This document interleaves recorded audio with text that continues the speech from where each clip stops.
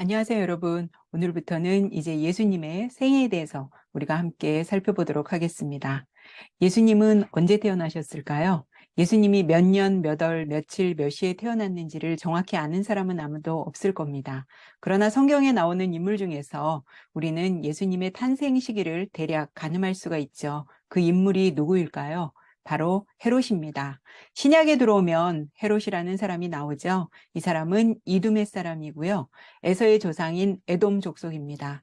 유대인이 아닌 사람이 왕이 되었으니 당연히 유대인과 사이가 좋지는 않았겠죠. 그러나 헤롯은 정치에 민감하고 약삭 빠른 사람이니까 유대인과의 사이를 좋게 하고 그들에게 잘 보이기 위해서 노력을 해야겠죠. 유대인들의 자존심이 뭐예요? 성전입니다.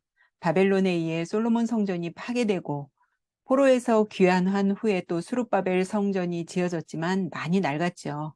그래서 BC 19년쯤부터 헤롯은 유대인들에게 환심을 좀 얻어보려고 이 성전을 재건하고 증축하기 시작하는데 잘 될까요?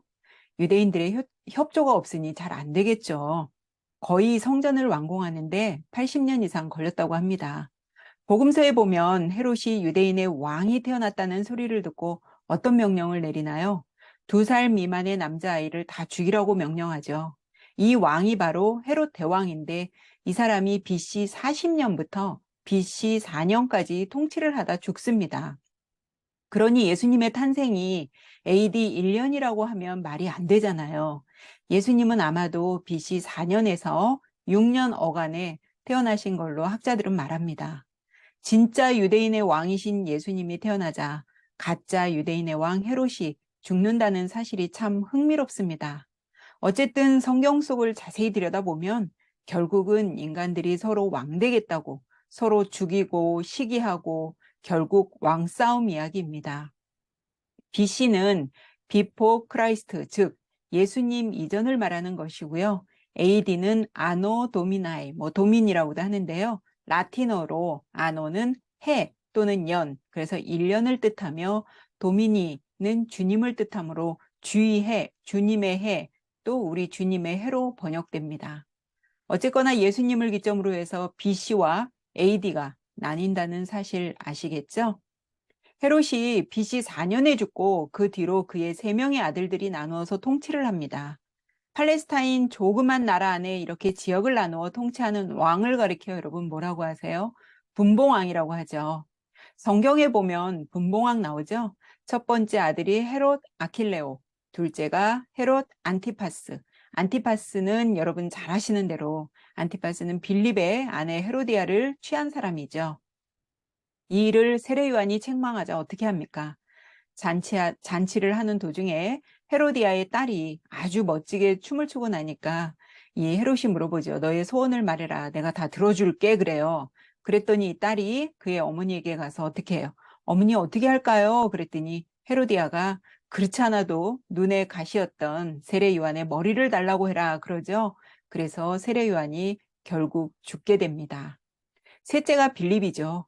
예수님이 갈릴리에서 생활하실 때 그쪽을 이렇게 다스렸던 분봉왕은 헤롯 안티파스입니다.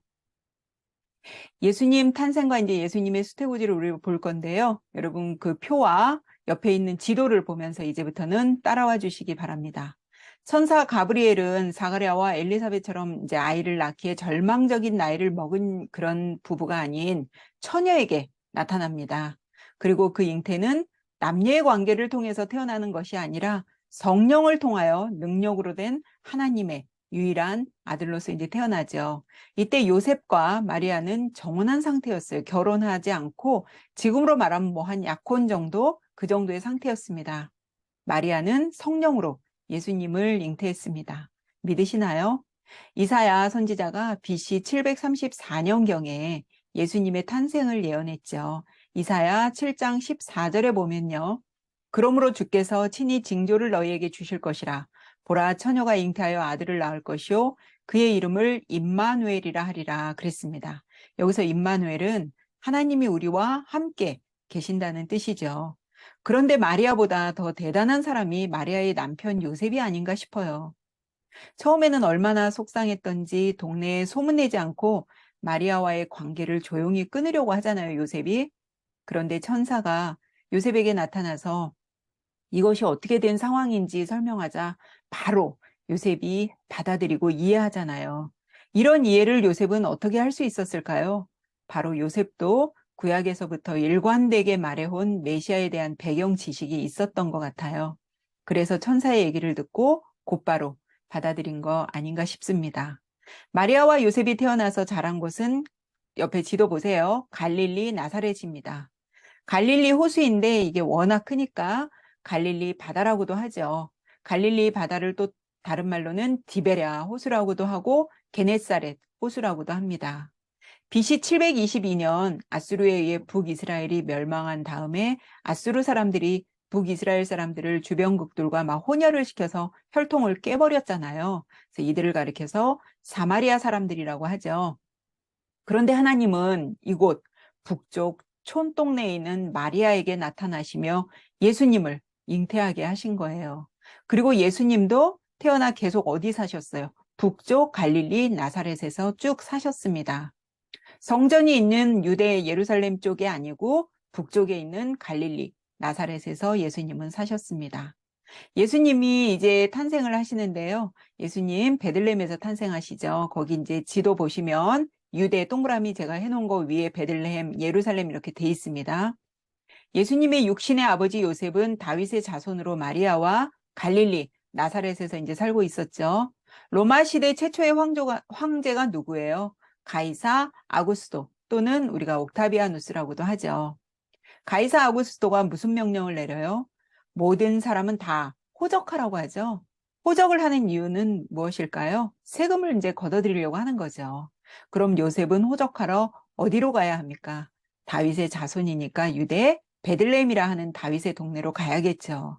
이때 마리아가 거의 만삭인데 베들레헴까지 가서 거기서 예수님을 이제 낳게 되는데 갈릴리에서부터 유대 베들레헴까지는요, 걸어서 3일이나 걸린다고 합니다.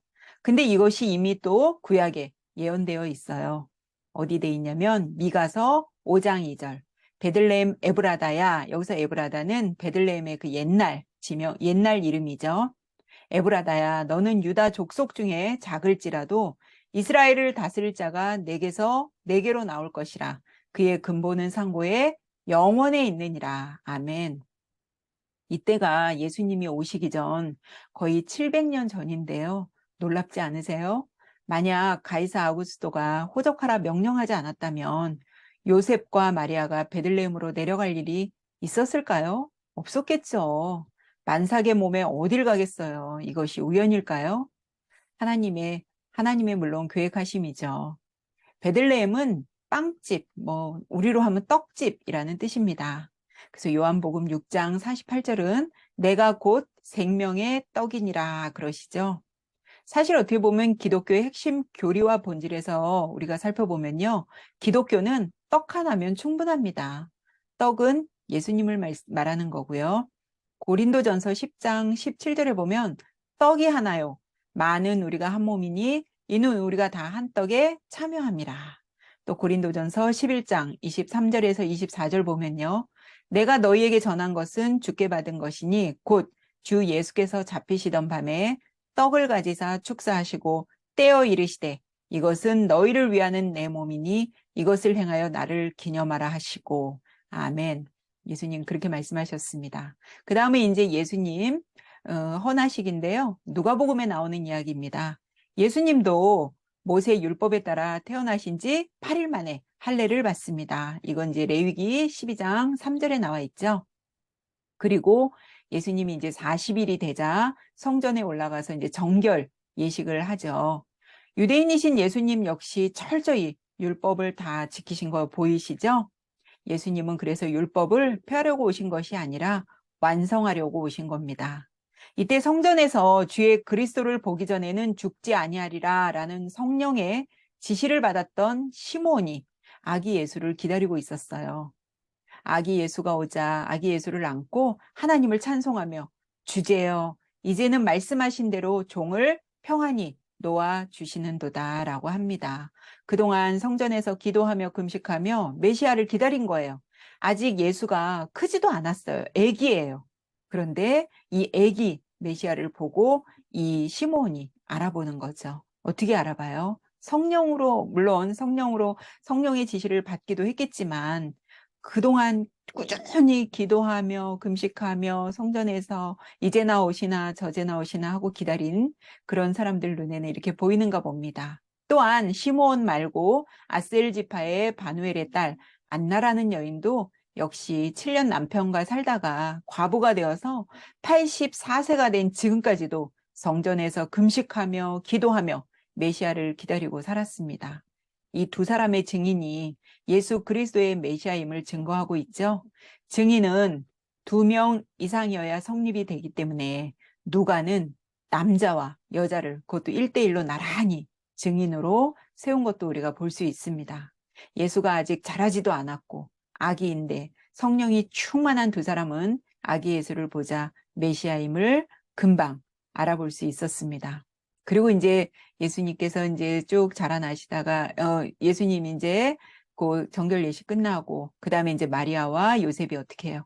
애굽으로 이집트로 피난을 가시죠. 거기서 왜냐하면 헤롯이 죽을 때까지 요셉과 마리아 그리고 아기 예수가 이제 헤롯이 죽었다는 소식이 들릴 때까지 기다리고 있습니다. 그리고 나서 이제 그런 소문이 죽었다는 얘기를 듣고 다시 이제 갈릴리 나사렛으로 귀환하셔서 예수님이 30세가 될 때까지 이제 여기서 쭉 사시는데요. 그 마리아의 남편 요셉의 직업이 여러분 뭔지 아시죠? 목수잖아요. 그냥 평범한 목수예요. 그래서 예수님도 아버지가 이제 목수니까 예수님도 목수의 삶으로 이제 사셨습니다. 그 안에 이제 누가복음에 기록되어 있는 이야기인데요. 예수님 나이 12살 때 예루살렘 성전에 이제 올라간 그런 기록이 있죠. 유대인 남자 12살이 되어야 남자아이가 성전을 방문할 수 있다고 해요. 그래서 12살이 되었을 때 6월절 절기를 지키러 이제 이제 요셉과 마리아 이렇게 이제 해서 올라가죠. 절기를 지키고 나서 나사렛으로 돌아오는데 예수님의 부모님은 당연히 무리들 중에 있는 줄 알았겠죠. 그런데 예수님 그 무리들 중에 있었어요? 없었어요? 없었죠. 이런 일이 어떻게 가능할까요? 지금으로 생각하면 상상도 못할 일이죠.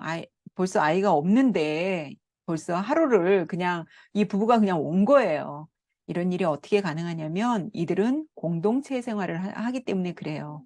우리 애나 이웃집 애나 서로 돌봐주니까 당연히 누구네 아이랑 같이 있다고 생각을 했을 거예요. 이 엄마 아빠 요셉과 마리아 얼마나 놀랬겠어요. 다시 성전으로 돌아가 보니 예수님이 거기서 뭐 하고 계셨어요? 율법사들과 문답식 토론을 하시는데 당대 거기 학자들이요. 예수님 앞에서 엄청 긴장하잖아요. 뭐 예수님 뭐 막힘없이 술술술 대답하고 또 예수님이 묻기도 하시고 그러니까 아마 그 학자들도 깜짝 놀랐을 겁니다. 그래서 예수님이 이제 엄마가 이제 예수님을 찾으셨죠. 그래서 엄마가 얼마나 엄마도 혼줄이 다 빠졌을 거 아니에요. 그래서 혼내면서 예수님한테 뭐라고 하니까 예수님이 뭐라고 하세요? 왜 나를 찾았냐? 내가 내 아버지 집에 있어야 될 줄을 알지 못하셨습니까? 라고 이제 예수님이 그렇게 말씀하시죠. 여기서 최초로 예수님이 하나님을 아버지로 호칭하시는 장면이 이 장면입니다. 그리고 이제 예수님은 아버지 요셉의 목수일을 도우며 좀 아까 제가 말씀드린 것처럼 30세가 될 때까지 나사렛에서 계속 삽니다. 그리고 이제 30세가 되시자 공생애를 시작하시죠. 끝으로 여러분 복 좋아하시죠? 복 많이 받고 싶죠? 복 받고 싶어서 예수를 믿는 분도 계실 겁니다. 복 받으시는 비결을 그래서 제가 오늘 가르쳐 드리고 말씀을 이제 맺으려고 하는데요. 예수님과 제자들이 가이사랴 빌립보라는 곳에 이제 가셔서 예수님이 제자들에게 물어보시잖아요. 얘들아, 사람들이 나를 뭐라 하냐? 그랬더니 뭐 이제 주변 사람들이 하는 말이에요. 세례 요한이라고도 하고 엘리야라고도 하고 뭐 때로는 예레미야 선지자라고도 합니다. 이제 그렇게 사람들 얘기를 전해요. 그랬더니 예수님이 사람들이 나를 그렇게 생각하는구나. 그러면 너희는 나를 누구라고 생각하니? 그랬더니 그때 누가 탁 나타나죠. 베드로가 나타나잖아요. 그랬더니 베드로가 뭐라 그래요?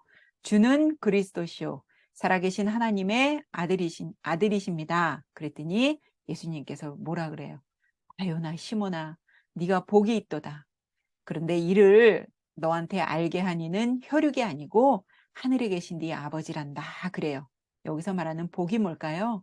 하나님을 알고 예수님을 제대로 아는 것이 여러분 복받은 인생입니다. 우리가 아무리 제가 옆에 그 PPT에 써놓은 것처럼 하나님 뭐 복 주세요. 부자 되게 해주세요. 우리 자녀 좋은 대학 가게 해주세요. 뭐 여러 가지 여러분 아무리 구하셔도 여러분에게 있어서 가장 큰 복은 예수 그리스도를 제대로 알고 믿고 따르는 길입니다. 그래서 우리가 이렇게 또 성경 공부하는 거죠. 오늘 강의는 여러분 여기서 마치고요. 우리는 다음 시간 이제 예수님의 공생애를 시작하시는 장면부터 보겠습니다. 감사합니다.